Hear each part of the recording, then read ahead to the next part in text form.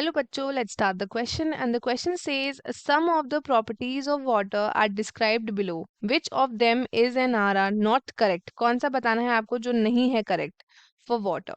पहला है water is known as universal solvent. Option second है there is no hydrogen bonding in frozen water. Option C है frozen water is heavier than liquid water and option D है हमारे पास hydrogen bonding is present in liquid water. So let us start with our की concept जो की concept होगा हमारे question का that would B properties of water. Properties of water हमारा की कॉन्सेप्ट है। सो वाटर आपका क्या है? ये एक केमिकल सब्सटेंस है with the chemical formula of H2O। One molecule of water has two hydrogen atoms जो कि कोवेंटली बॉन्डेड होते हैं with a single oxygen atom. So properties क्या होती हैं वाटर की? फिजिकल प्रॉपर्टीज अगर हम बात करें तो सबसे पहले तो ये है आपका कलरलेस। कलरलेस है एंड टेस्टलेस लिक्विड है। कलरलेस एंड टेस्टलेस लिक्विड है। जो मॉलिक्यूल्स होते हैं वाटर के, इसकी एक्सटेंसिव हाइड्रोजन बॉन्ड जो रिजल्ट करती है in the unusual properties in the condense form. इसके पास क्या होता है? इसके पास है high melting and boiling point. High melting and boiling points. अगर हम अदर लिक्विड से कंपेयर करें तो वाटर की क्या होती है? हाई स्पेसिफिक हीट होती है। हाई स्पेसिफिक हीट होती है। थर्मल कंडक्टिविटी होती है। सरफेस टेंशन होता है एंड डाइपोल मूवमेंट होता है। यही प्रॉपर्टीज आपकी रीजन है for its significance in the biosphere. अगर हम और इसकी प्रॉपर्टीज के बारे में बात करें, जो आपका वाटर होता है ये आपका कैसा होता है? ये होता है आपका amphoteric in nature. Amphoteric. Amphoteric in nature का मतलब क्या होता है? वाटर आपका एक्ट करता है both as an acid and base. Acidic behaviour भी है इसका एज वेल एज इसका बेसिक बिहेवियर भी है। ये आपका हाइड्रोलाइसिस रिएक्शन कराता है। हाइड्रोलाइसिस रिएक्शन कराता है। वाटर की वेरी स्ट्रॉन्ग हाइड्रेटिंग टेंडेंसी होती है due to its dielectric constant.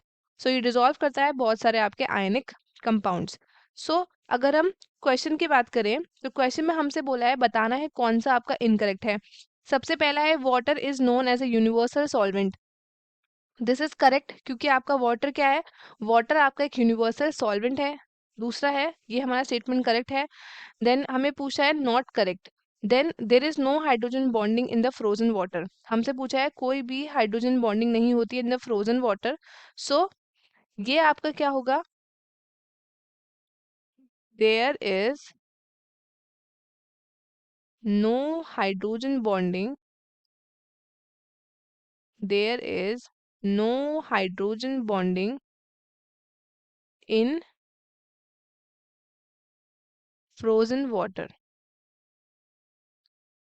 इसमें हमें क्वेश्चन में बोला है there is no hydrogen bonding in the frozen water. That means ये आइस के बारे में बात कर रहा है और ये स्टेटमेंट हमारा गलत है। क्यों? क्योंकि इसमें एक्सटेंसिव हाइड्रोजन बॉन्डिंग होती है आइस में। ये आपका स्टेटमेंट क्या है? ये स्टेटमेंट है आपका रॉन्ग।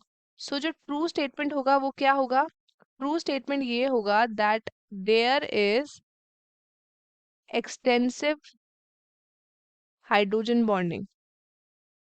एक्सटेंसिव हाइड्रोजन बॉन्डिंग होती है किसमें? In the ice. ये वाला स्टेटमेंट हमारा क्या हो गया?